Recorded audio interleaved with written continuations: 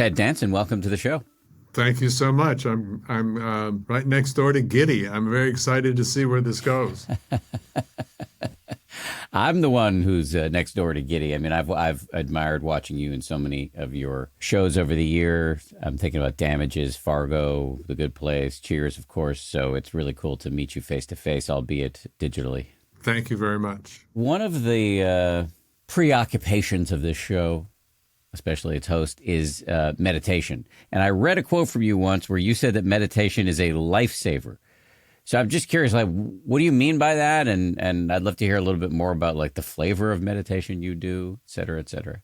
All right. So right off the bat, you're gonna meet Ted the dilettante because I took the TM training 30 years ago. I am so erratic with actual sitting down to meditate that I don't even know if I can claim it anymore. I did TM. I did a period in my life where it was basically the silence of the mind. Formal meditation isn't that big a part of my life anymore. I don't mean that that's by choice. I just think that consistency is not something I'm really good at. But I wouldn't say that I go through my day or my life without trying to silence my mind and have a conversation that allows me to be real and present and in the moment. But I think it's more of a whatever works in that moment I will grab, whether it's talking to my wife, whether it's even breathing. I'll grab anything that I may have bumped into over the years to get in that moment. I'd love to hear more about what's in that tool set. Let's start with Mary. Why is talking to her helpful? Because she, first off, loves me, has a great sense of humor, is aware, has witnessed me so completely that the reflection I get back from her is pretty kind and accurate and doesn't hold back any punches. But they're not punches, but they are, this is what you do every time you go to work, Ted. You spin out. When you're starting a new job, you become physically neurotic. You have some new ailment, and this time it's really, really bad until you start working. And, so she sees me completely and is able to ground me. But it comes out of such a loving place, even though I try to go, no, you're wrong. I do know she's got a pretty good fix on me. You've said in the past that when you're stressed, your wife will sometimes remind you not to be the small Ted. What does that mean? Probably, I mean, if you sit there and break down all of life, it's either love or it's fear. Every moment is either you being in love or in fear. It's probably fearful Ted. Don't be fearful, Ted. Sorry, I'm going to ramble, but here's some of the ways that here's some meditative thoughts or thoughts that bring me back to as present as I possibly can be, especially when I'm coming from a place of fear, is my favorite phrase to myself, and it can't be glib, it has to be real, and then you die. So what the hell are you doing, wasting your time being fearful or worrying or whatever? You will die. Can I jump around a little bit? Dude, you have free reign to do whatever you want. I'll follow you wherever you want to go. Great. Okay, so one of the big kind of transformational moments, as death is wont to do, is being with my mother at 89, who chose to come home instead of going into a hospital and getting tubes and stuff because she had pneumonia she couldn't shake. So she came home to purposefully, consciously die, leave her body. And we had 2 weeks together for that process. And I remember at some point, I would have the night shift. My sister, who lived next door, would do the day shift and I would do the night shift. So I'd be with my mom especially when her body really started to shut down so that she really wasn't present anymore or capable of having any kind of conversation or eye contact. And there were about 2 or 3 days like that. Once again, from a dilettantish point of view, I have skimmed the top of, a lot of spiritual, philosophical practices. And I remember thinking, because death is so intensely real, I came to the conclusion, and it wasn't even an intellectual thought. It was just this overwhelming in that moment of watching your mother leave her body. I don't know. I realized I do not know. I may have had all these comforting, spiritual, religious, philosophical thoughts and explored them to some degree because it gave me comfort. I just got down to, I don't know. My mother may know, or she's about to know. I don't. And it was so kind of liberating. It's not that I don't enjoy that conversation, the philosophical, spiritual conversation, but it's almost that I've gotten down to, Ted, do the best you can. Try to be a little better tomorrow than you are today. Try to be kind and nurturing. Kind of simple things that if you really do try to do that kind, nurturing, thing, you have to be present. You have to not live in fear. You have to live in love for that to be genuine. And that to me is like very simplified my life. So if small Ted is stuck in some fear, maybe in hypochondria, I heard a reference to that earlier. That's my wife's word. I just think of it more as a deep curiosity of what's going on in my body.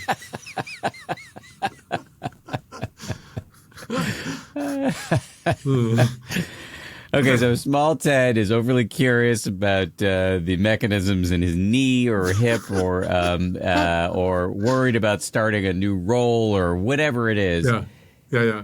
Dropping the phrase into the mind of "and then you die" can put things in perspective.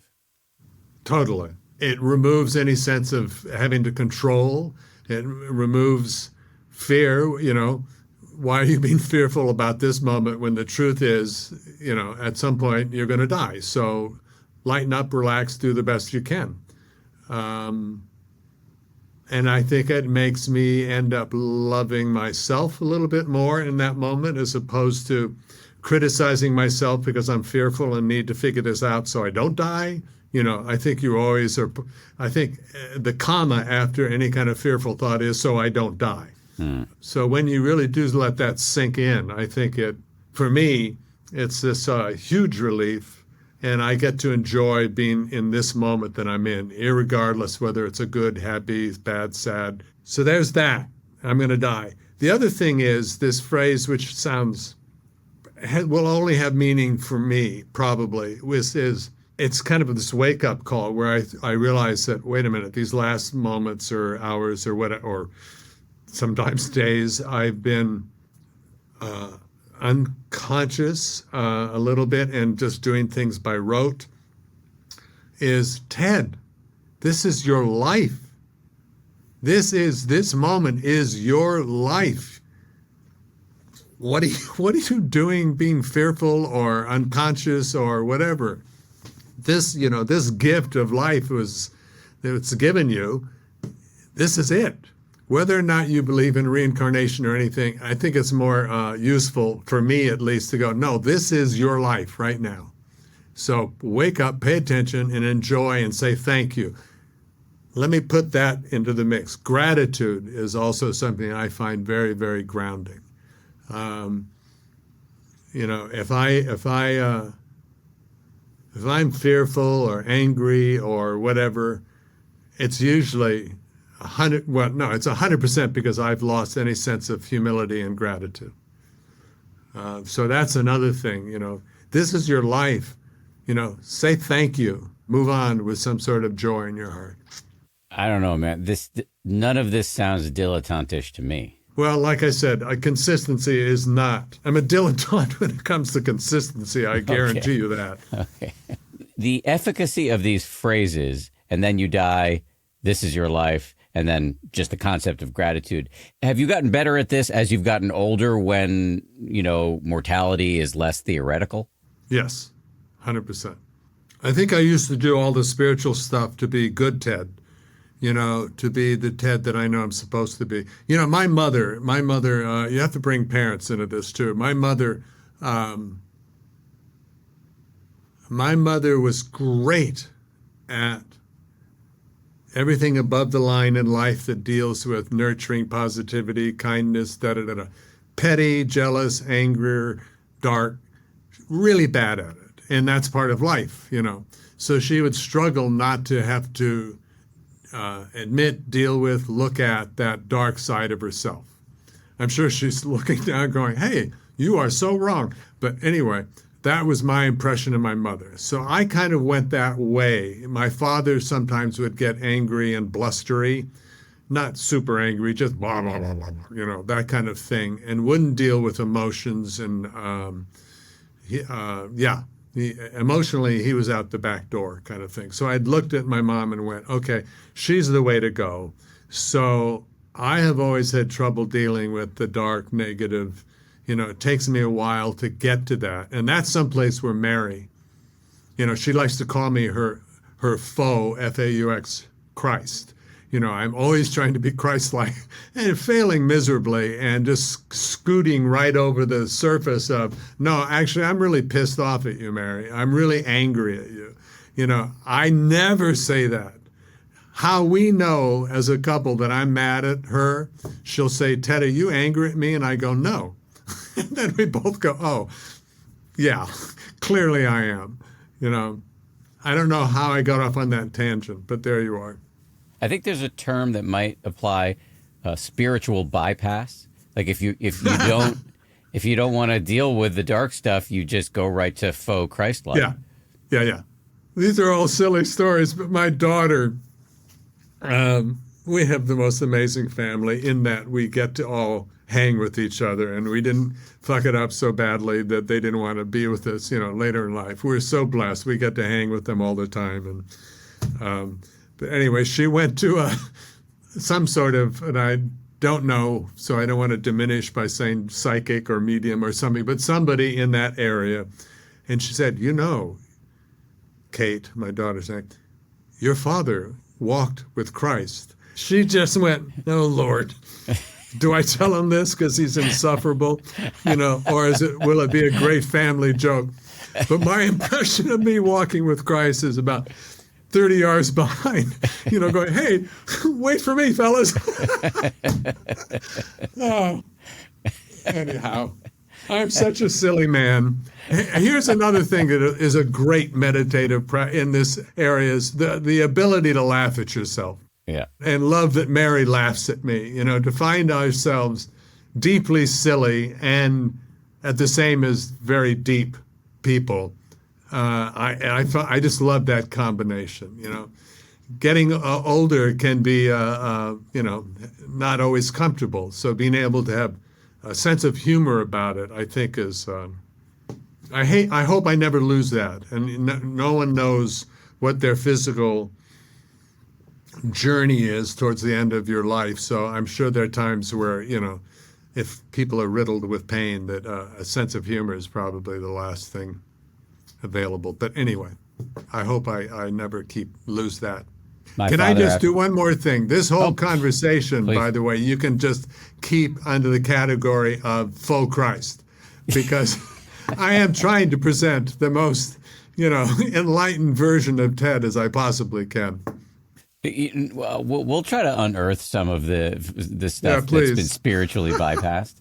You're just talking about the humor in the latter stages of life. I just remembering a story of my dad had a stroke a few years ago, and I FaceTimed him in the hospital with my brother. He was having trouble speaking, my dad was, and he kind of took a while to say what he was going to say. We asked, how are you doing? And he said, I hope this stroke, I did this because I wanted to remind Matt, my little brother, to exercise.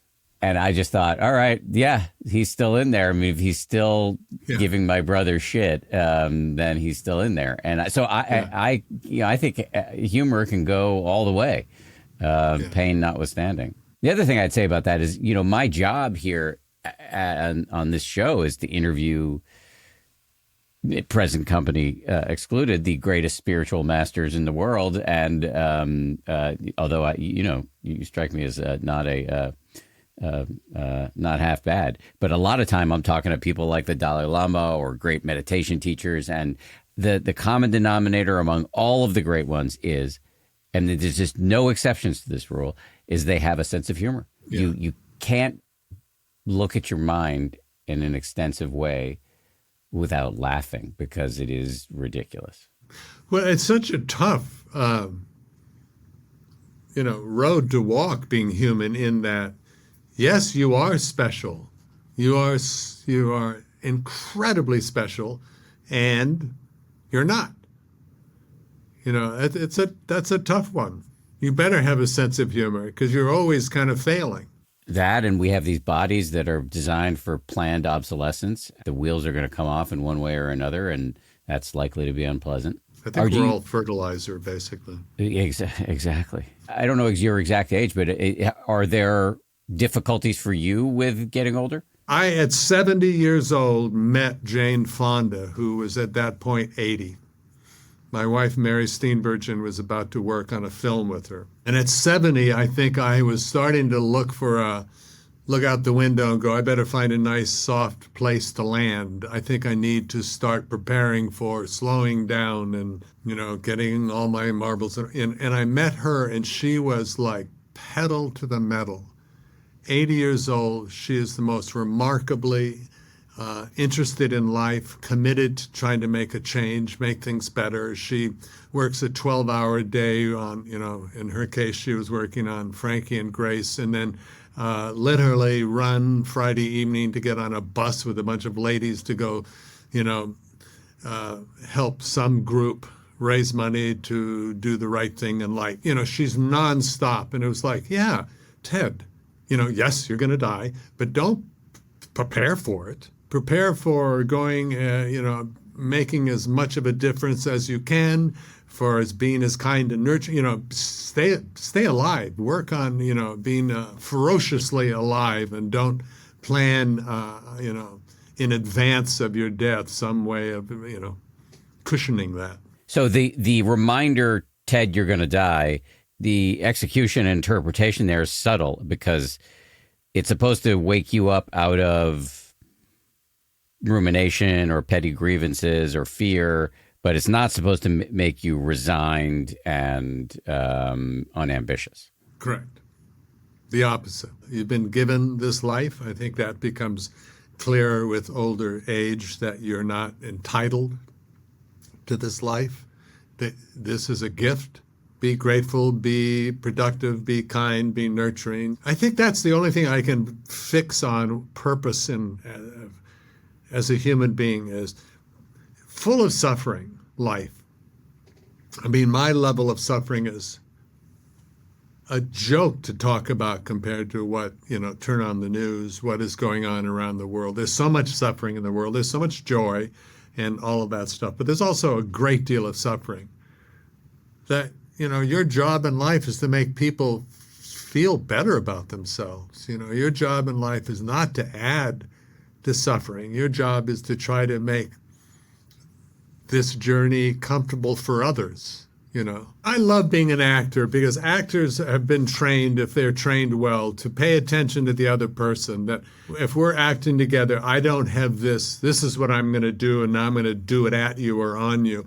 I wait until you, Dan, say something that makes me have to respond, so the focus is on you. And that's what, and that produces a soaring acting moment, because you are out of yourself and into you, just you, your acting partner.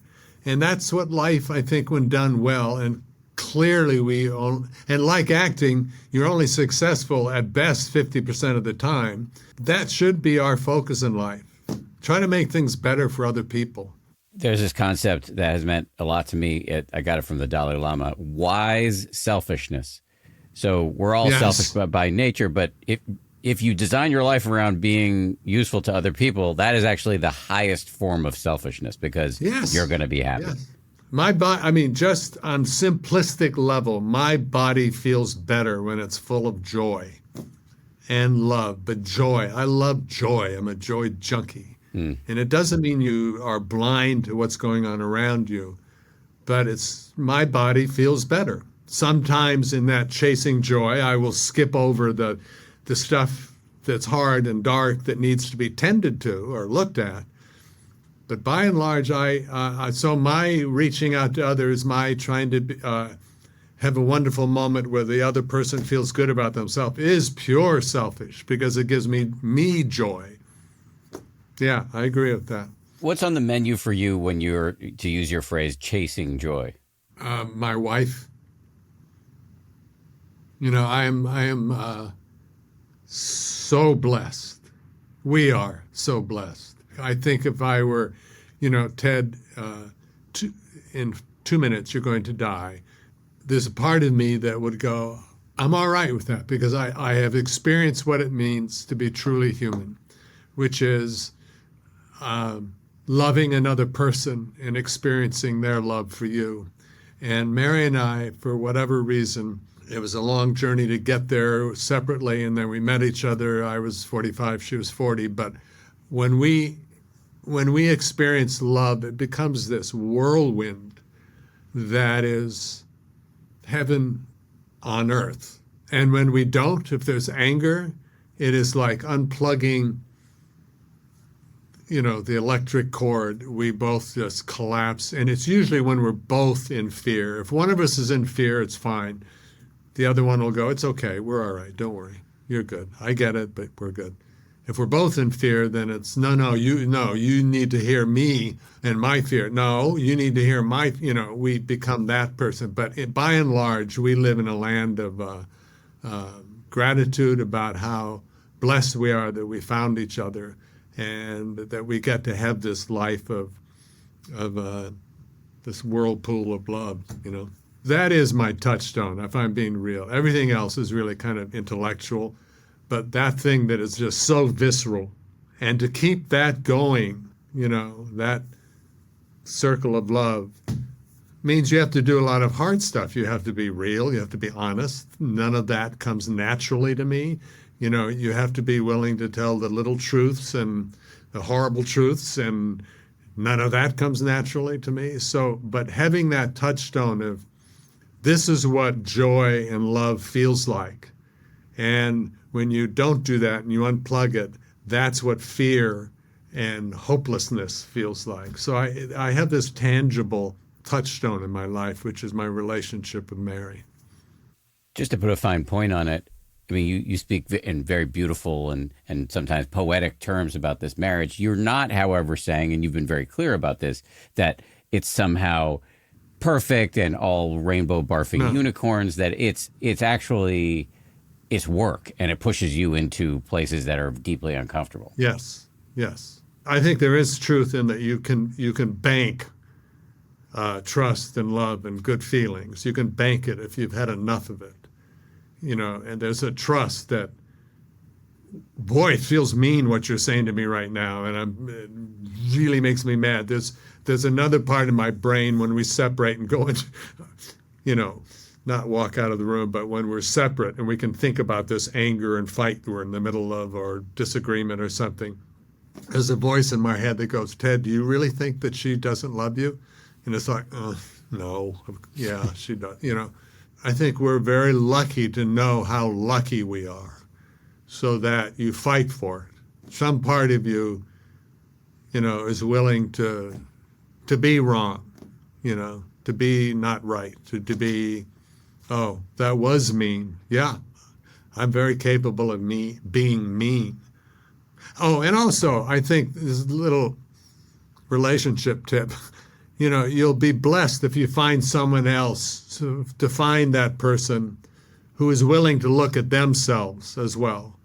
Because if you don't have that reciprocity of self-examination, you're not going to let your guard down and say, okay, really, I am an asshole, and this is how, unless you know the other person will look at their stuff. So we're very blessed with that, and we have trust that that will happen. That feels really true. Theme of this conversation has, as it is pretty much every conversation I have on the show, has been, just what's in your toolbox for getting through this life. And I'm just wondering, based on everything we just discussed, what role, if any, does therapy play? Official, here's some money, please talk to me and let me sort through stuff therapy? Yeah. But, well, actually, unofficial Huge. too. Either one. Yeah. I think one's brain is there to protect you, and sometimes it protects you from change because it feels threatening. So it's very hard, I think, to be self-aware all the time. Sometimes I think you need help.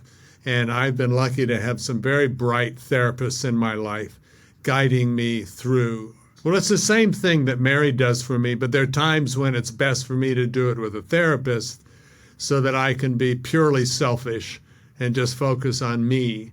Yeah, I think it's a huge part. It's been a huge part of my life, There was a period in my life with not with Mary, but a previous relationship where I was a, flat out liar. So I needed a lot of help to go, wait, let's stop and tell the truth. I remember I came back from a film and I remember thinking, Ted, I want to, and this was before I met Mary. And I think if I hadn't done this work, which was all therapy at that point, Mary would have just walked by me. Life would not have put each other on the same path. Because I really needed to start being truthful, self-aware, and understand where that, lack of truthfulness came from. I worked very hard for like a year and a half on myself. I mean, driving to clinics, driving to a therapist in Long Beach.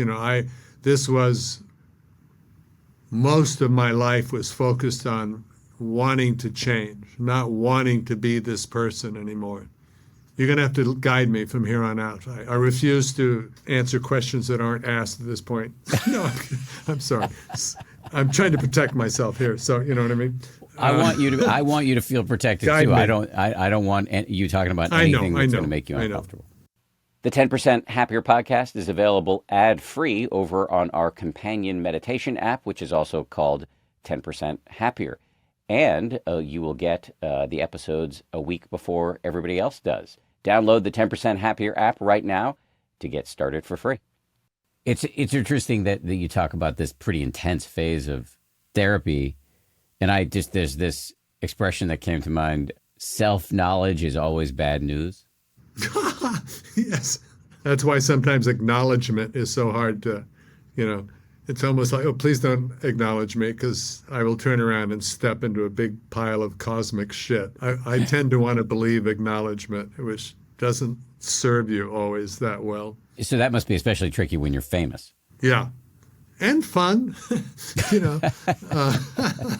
it is. I mean, the tricky part, I think, is sometimes it's not that you believe all the, pumped up stuff about yourself, because after a while you get it.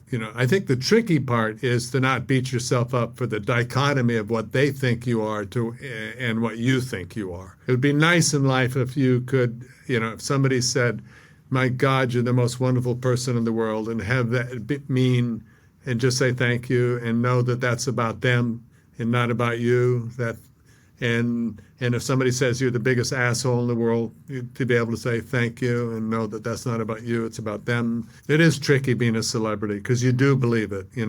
I walk around and people, because I've been in comedies and a lot of them have made people laugh and have a great time with other people laughing at something that I was part of, that I walking around with people saying, oh, Ted, we love you, meaning we love that moment we shared with you. Oh, Ted, I just, thank you for the, I get a lot of acknowledgement because of the exposure of Cheers and other things I've done. I used to deny it to Mary, well, you just love all that acknowledgement or this or whatever, it was like, or I don't know if it was Mary, I think it was more me, that I needed to not let this in. I changed my mind. I let it in. It's thank you. Wow, what a wonderful way to walk through. It may not be reflective of the entire world, obviously, but thanks. This feels good. I get energized by people saying, I enjoyed what you did, So it's unreal on one level, and you'd be an idiot not to say thank you and enjoy it. I mean, in some ways, it's a high-class problem, and it's still a problem in that, like, you've got to learn how to relate to this thing that is an unnatural aspect of your life, but it's a fixed aspect of your life. Right. And it is the truth. The truth is that it is about them. Yeah. The good and the bad, the negative, positive, and the negative. Yes, you need to look and see, wait a minute, is there some value in what they just said to me? Can I learn from what they just said to me, especially the negative stuff? And if the answer is no, then you go, all right, well, that was about them, not about me. I mean, it's like saying, I'll only accept the negative or neutral stuff in life, not the positive stuff that comes my way. No, say thank you. And it's about that moment and nothing else, really. I don't think I'm alone in this. Compliments have historically made me uncomfortable, and I want them. I can imagine being uncomfortable gliding, moving through the world with these love bombs hitting me all the time, as you do. It's hellish. Next question, please. So you brought up Cheers, and that makes me think about this new show you're putting out. Kate, what can you tell me about it? I've been given the advice that I can't even say the name of the show, so I don't know what the rules are, so I want to step gingerly here. I can't wait to talk about it, because this is so not in my wheelhouse. A lot of people were doing watch party shows or whatever, where if you were in a long running television show, you would go episode by episode and talk about it. And I was curious, and I wasn't working, and strikes were looming, and it was like, well, let's start saying yes to things in life, my Jane Fonda thing. So I said yes, and then they said, well, you really should get, you need to have a partner in this. Woody Harrelson came to mind for all of us, and it was called Woody, and he actually said yes, which surprised the hell out of me. And we both got together and realized the reason why we wanted to do this is we love each other. We were great work friends for 11, well, maybe 8 years, because he came on the third year of Cheers. And he was a big part of my life. He was like my younger, older, wiser, stupider brother. And the conceit became, let's catch up. Let's talk about and reminisce about Cheers, or about the times we knew each other so well. And then let's catch each other up. He's worked with a lot of people I haven't over the years, and I've worked with people he hasn't. So we'll introduce each other to our new friends that we've met since we last knew each other 30 years ago. So that was the conceit. And, as you know, it's called Where Everybody Knows Your Name. And this is my favorite part, with Ted Danson and Woody Harrelson, parentheses, sometimes. Because my whimsical, wild, wonderful, astounding, take big chunks out of life and chew it up friend, Woody, has a big life, and has a lot of work commitments here and there. So he is there. He is here when he can be.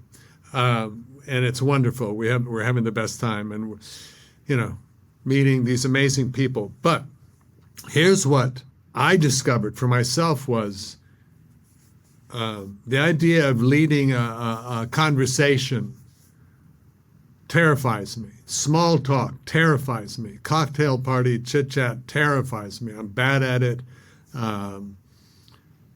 And then I realized, after I started sitting down opposite somebody, we're in studio together usually, and so it's like, 3 feet away is somebody with headphones on and it's looking at you, and you get to go, what's it like to be you, for an hour?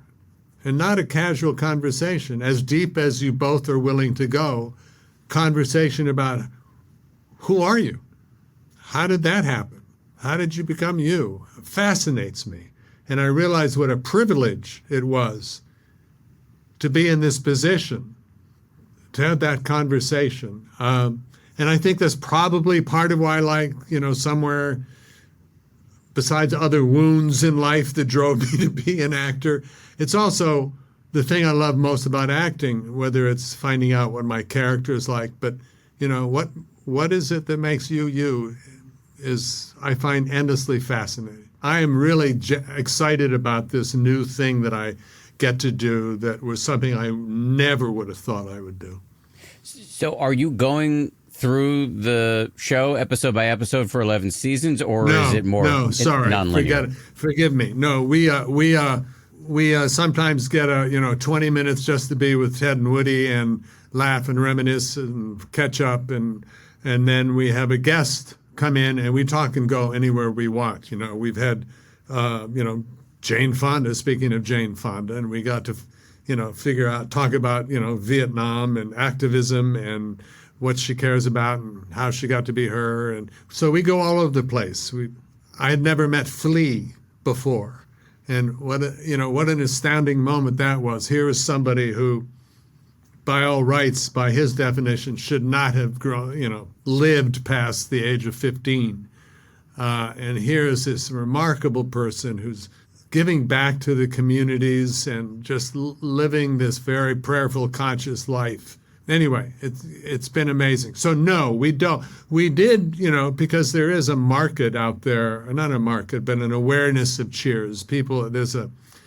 Even currently, people watch and enjoy Cheers. So that is a large group of people that we are not ignoring. I mean, we've had the writers and directors and as many of the actors as we can gather to talk about Cheers and reminisce, but it's really peppered throughout with equal emphasis on people that I'd never met before. And what is your relationship like with him? You used the word Woody? Brother, yeah. But are you guys really? Have you historically been in close touch all the time, or are there years where you drift?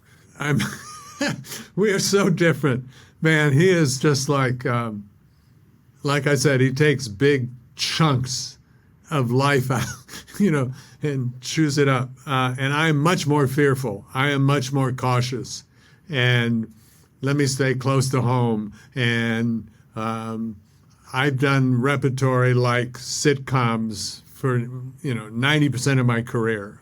I don't go on location, and you never know whether that's by choice or whether the industry said no, you stay over here or whatever. But I really like it. We're maybe the 7th year of Cheers.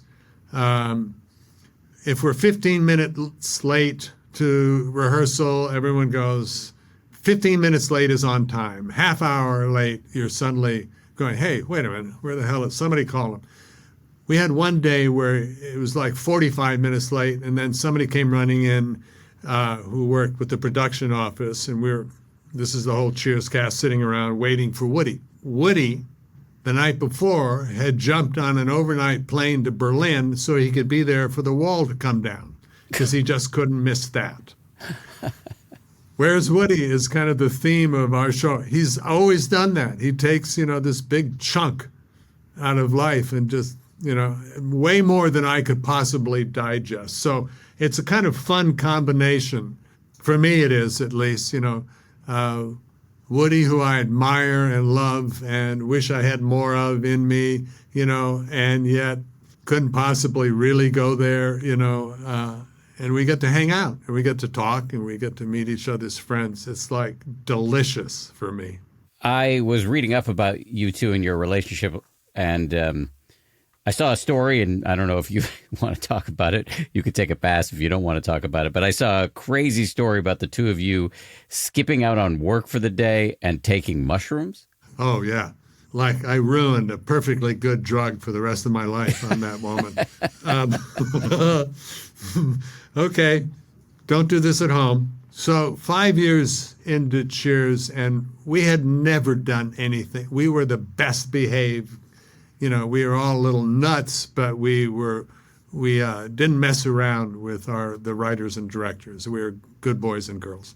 And we realized that the show coming up, the episode that week, was mostly about Shelley and Rhea, and that the guys had very small peripheral parts. So we thought, you know what? let's play hooky. And somehow this took shape as a really great idea. So we decided to meet down at San Pedro Harbor and get on this, I don't know, 35, 40 foot, it wasn't a Boston whaler, but it was kind of like that John Ratzenberger owned. So we all decided to meet, and then we'd call in before we got on the boat and say, oh, sorry, I'm not feeling good. I'm going to not come in. And we just did it, one right after the other, just kept handing the phone. So it was clear they knew it was going on. Off we went. We got on the boat. Woody and I think were already had smoked a fair amount of grass, 8:30 in the morning, but hooky, free day. And we got on the boat. We chug on out and on our way to Catalina, and there was the beginning of the tail end of a storm that came up from Mexico. So the waves were starting to gather some real rolling. But before that happened, Woody said, I have some mushrooms. You want to take some mushrooms? And it was like, yeah, I've never done that. And here's a free day. Next 8 hours, we're going to just be on a boat. Yeah, what a great idea. And I hadn't eaten. So when I reached in and took, it wasn't a small handful. It was a large handful, enough to satisfy my desire to chew food and eat it. So big chunk of mushrooms. Then the weather starts to pick up, and we're rolling and tossing and turning at the same time that all of a sudden I'm having trouble remembering how to breathe. Literally. It was like I finally went up on deck and sat next to George Wendt, who looked at me, and having experienced friends on drugs throughout the years in his life, he looked at me and went, oh, for crying out loud, breathe. And he would sit there and tap me about every 90 seconds to remind me to breathe. It was a nightmare. Worst time of my life. The only kind of hallucinatory kind of thing was Woody finally came back up on deck and confessed that he had thought about jumping over and going swimming. And I looked at his face, and he looked skeletal. It looked like a skull. Have not touched a mushroom ever again. Totally ruined it. That's me and Woody. In that case, it sounds like he was enjoying the adventure and you were not, which sounds true to form. It turns out he really was terrified he was going to jump into the water. I think we both overdid it. That was not a joy dip. No. And I think my understanding is mushrooms is go be with friends, listen to some music and sit under a beautiful tree is kind of the best way to do this. And we were fighting another force of nature, which was this literally rock and rolling boat, trying to make its way to Catalina. Don't do this. You don't need to tell me twice. That sounds, I've had my own bad trips, and that just sounds especially awful. Back to the theme of the conversation, which is, what my curiosity about what for you are the elements of a good life. It sounds like we've touched on one without naming it, which is friendship. Yeah. Do more. Say more about that. I mean, it's clear when I hear you rhapsodize about how much you love Woody and other people on the cast and other names that have just come up during the course of this conversation that friendship is very meaningful to you. My hub, whether it's, limiting or just the best thing in the world is Mary. We can hunker down, just the two of us, and be thrilled. And Woody is best friends, and I mean that literally, and both parties would agree to that, with hundreds of people. He truly is. People adore him, and he them, and they nurture it and hang out. Most of my friends, especially male friends, are work oriented. I love having a project and having something that we're both doing, and the friendship come out of that. Men are great to hang out with, very relaxing, but they're beside the point. The woman is where you need to be, Ted. This is where all blessings come from. And I'm not saying that's healthy or good or anything. It just was, I think, perhaps my upbringing. I think I perhaps looked at my father, who was a magnificent man. I adore him, love him. But I looked at him and I looked at my mother and I went, yeah, I'm going with my mother's point of view, Have you heard the argument? I've heard it argued by experts here on this show that obviously it's incredibly important to have a good marriage, or whether you're married or not, to have a great partnership. And that if you don't diversify your social repertoire with friendships, then it could put too much weight on your primary relationship. I can see some truth in that. I don't feel it.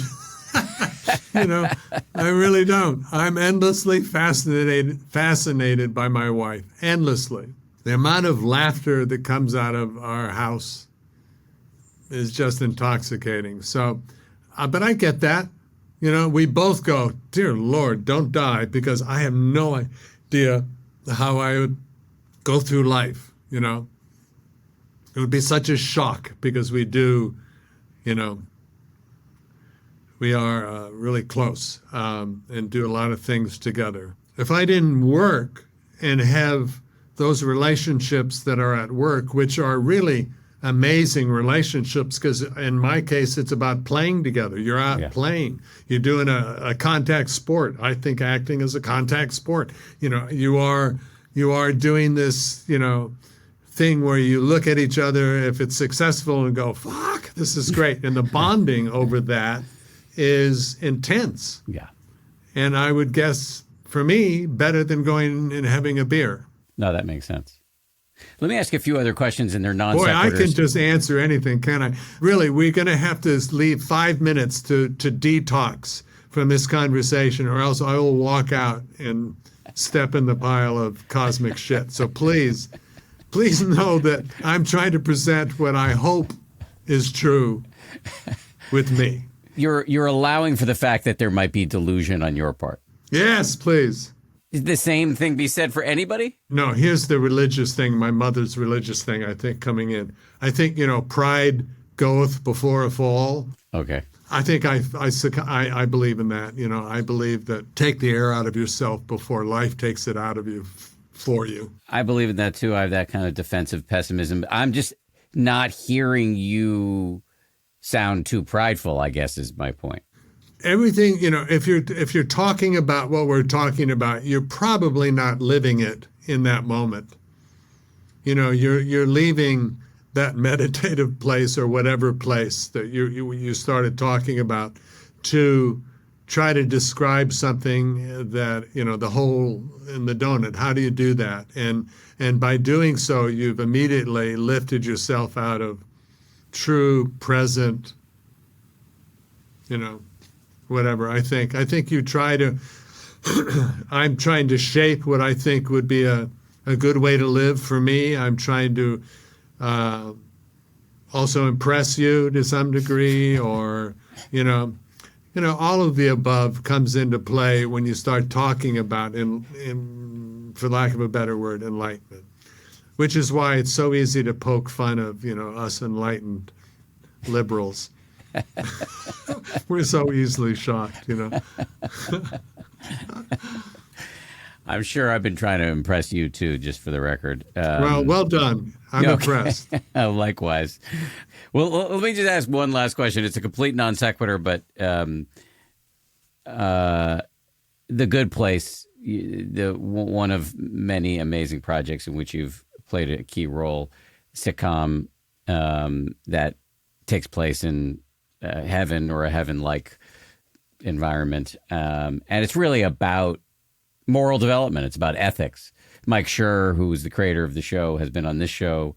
I'll put a link to that in the show notes if anybody wants to go back and listen to Mike. But I'm just curious, what did you take? And you may have already covered this in something you said earlier in the show, but what did you take away, if anything, from all those years of working on the show about ethical practice and moral development for yourself? I think I realized how full of shit I can be. It wasn't a bad realization. It was like, oh my gosh, wow, yeah. The whole thing was kind of based, Mike Schur's is based on a point system, You do something good, you get X amount. You do something that's kind of a wash, You got nothing. And then, if you do something mean or bad or unethical, you get minus points. And one of the examples I thought about, was the barista celebrity tip, meaning I got my, he's pouring the coffee and I've already paid, so I have change in my hand. So the appropriate time to tip is now. But because I'm going to give him a big tip, a celebrity tip, I don't want to waste it with him not looking. So I'll wait for the barista to turn around before I grace him with my huge tip. Karmic wash. You don't get any points for that. Here's what I walked away with. Sorry, there were so many things that were fascinating about that show. And it was the real deal. I mean, as far as ethics go, they had 2 or 3 ethics professors on speed dial, the writer's room, at all times. So they would have a week-long seminar for the writers before the season started and before the writing started with an ethics professor. The show was later shown at different major universities as a class people could select to take that was about ethics but based around The Good Place. So it was the real deal. Once again, for Ted, it has to be simple. And the thing that I walked away with was, you know what? Every day, get up and try to be a little better. And I think I got that from The Good Place. I have to say that last episode, if it's not the way the universe works, it should be. It was just so beautifully written. Just amazing. I so love, here's another blessing in my life. I get to walk around the world, the streets, and 12, 13, 14, 15, 16-year-old kids come up. Cannot wait to and it's not the celebrity hit. They cannot wait to talk to me about The Good Place. And their parents, if they happen to be there, come up smiling because they enjoyed it too. But that age group, which is usually when kids are sharpening their skill set for, getting a sense of humor. So they loved it. They loved that it was purposeful. They loved that it had all these little surprise things that they would want to rewind and look at. And it was about ethics. It was real and entertaining. It was just this perfect combination of truly what it means to lead a meaningful, purposeful life. And I guess that's one of the things I took away, meaning I kind of examined my actions in life, and how purposeful they were or not. That was a blessing in my life, that show. Oh, you were great in it, and Mike Schur is an incredible talent. I mean, I loved Parks and Rec before it. I'm working with him again right now. Oh, really? What are you guys making? Yeah. It's called A Classic Spy. And there is some potential misdeeds going on in a retirement community. And a private detective hires me to go insert me into the community to discover what's really going on. And I'm an excited, delighted spy who's really terrible at it. So, but it's fun. It's about stuff. Once again, it's funny, but it's about aging and stuff. I am looking forward to that. We're running out of our allotted time. I want to ask, is there something you were hoping to talk about that we didn't get to? Yes. What? I would really like to know what your takeaway is from these shows that you've done. How has it impacted you? Do you have any realizations, or is it a good thing for you, bad thing, It's unbelievably positive. I have so many realizations that I fill books with them. The biggest problem in personal development, in my opinion, biggest problem in spiritual growth, or whatever it is you want to call it, self-improvement, the biggest problem is forgetting. Because life pulls you away from all, you read a good book, you listen to a great podcast, you hear a great speech, you meet an amazing person at a party, and then life pulls you back into small Ted, small Dan, fear, acquisition, distraction. So for me, I'm taping this in the closet in our house, and I'm in here all the time. Some weeks I'm doing 4 interviews. I'm talking about the really interesting, important stuff, at least if I'm doing my job correctly. And it helps me remember to wake up. And is there, sorry, this goes to ego, and sorry, so it'll probably be impossible to ask, but is there a grander purpose for doing this? Why are you doing this? You could have picked other things, but why are you putting this out into the world? Well, I was a network newsman for 21 years at ABC News, where I anchored Nightline and the weekend edition of GMA. And before that, I was in local news. And so I covered wars and natural disasters and all sorts of things. And I actually really loved that job, quite deeply. And then I started to get interested in meditation and specifically Buddhism. And then interested in other modalities for improving your mind, psychology, exercise, nature, all of what I call the no-brainers. And that stuff got more interesting to me than all of the news that I had been covering over the years. And so if the grand purpose really harkens back to something you were talking about earlier, which is what else is there? It's why selfishness. What else is there to do on the planet in whatever time you're given here? What could be more fun? What could be more useful? What could put you more in happiness and joy than being useful to other people? So my skill is as a content creator, interviewer. So why not use that to do something a little bit more useful than the mass shooting of the week? Thank you for that. Yeah. I'm really glad that I got to be on your show. Thank you. I'm really glad that you got to be on the show. I spent a lot of time admiring how you never let yourself off the hook, and then sometimes wondering whether you're too hard on yourself. But that maybe is a discussion for you and Mary. I'm only too hard on myself if I think it looks good.